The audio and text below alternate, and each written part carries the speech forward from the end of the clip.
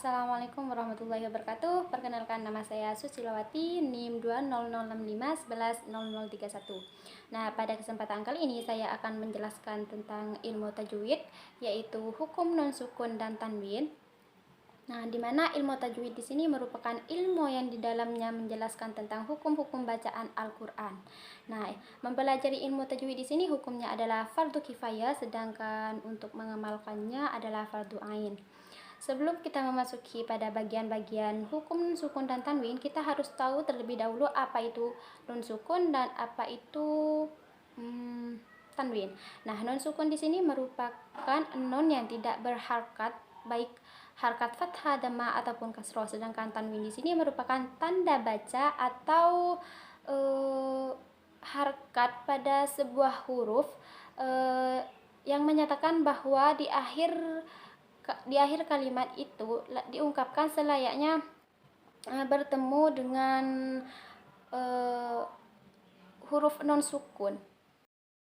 Pembagian hukum bacaan nun sukun dan tanwin di sini ada 4. Yang pertama yaitu ada idhar, dan yang kedua ada idgham, dan yang ketiga yaitu ada ikhfa, dan yang terakhir ada iqlab. Nah, yang pertama yaitu idhar atau idhar halki.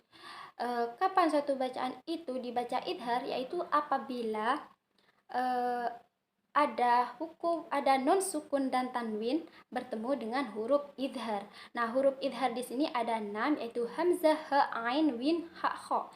Contohnya man amanah. Nah, kenapa man amanah di sini dikatakan idhar halki? Karena di sini ada non sukun yang bertemu dengan hamzah, sedangkan hamzah di sini merupakan huruf idhar. Itulah mengapa man amanah dibaca idhar. Yang kedua di sini adalah hukum bacaan idgham.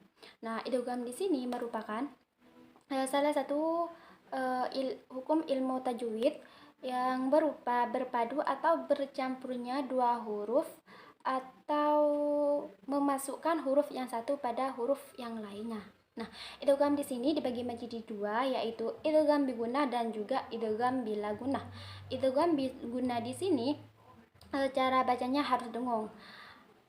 Nah, kapan suatu bacaan itu dibaca idgham bigunah, yaitu apabila ada nun sukun dan tanwin bertemu dengan huruf idgham bigunah. Huruf idgham bigunah di sini yaitu terkumpul dalam lafaz yanmu. Contohnya mayyaqulu. Nah, mayyaqulu di sini dibaca idgham bigunah karena nun sukun bertemu dengan iya. Nah, dan cara bacanya harus memasukkan huruf yang satu pada huruf yang lainnya. Sedangkan yang idgham yang satunya lagi yaitu idgham bila gunah, dan cara bacanya tanpa dengung. Hal ini terjadi apabila ada nun sukun dan tanwin bertemu dengan huruf idgham bila gunah. Huruf idgham bila gunah yaitu ada lam dan ro. Contohnya walam yakul lahu kufuwan ahad. Walam yakul lahu. Nah, di sini ada nun sukun bertemu dengan lam, sehingga bacaan ini dibaca idgham bila gunnah. Hukum bacaan nun sukun dan tanwin yang ketiga yaitu adalah ikhfa. Artinya ikhfa di sini samar. Jadi kalau samar berarti tidak jelas dan tidak boleh dengung. Nah, kapan hal ini terjadi? Yaitu apabila ada nun sukun dan tanwin bertemu dengan salah satu huruf ikhfa. Huruf ikhfa di sini yaitu ada 15. Contohnya min duniha. Nah, itu kan samar, beda halnya dengan huruf idhar. Man amanah. Nah, itu jelas kalau nun sukun bertemu dengan hamzah, sedangkan yang ikhfa yaitu tidak jelas, artinya samar. Hukum bacaan nun sukun dan tanwin yang terakhir yaitu ada iqlab. Iqlab di sini adalah mengganti.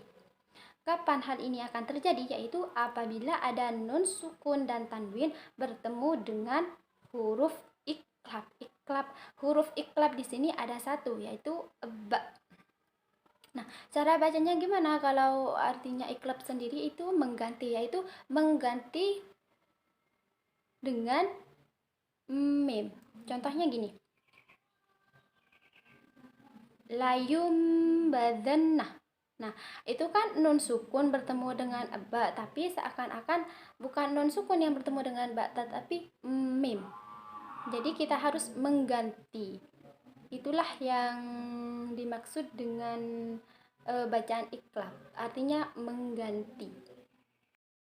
Jadi dari 4 hukum bacaan nun sukun dan tanwin tadi bukan hanya dipahami tetapi perlu juga dipraktekkan ketika kalian membaca Al-Quran.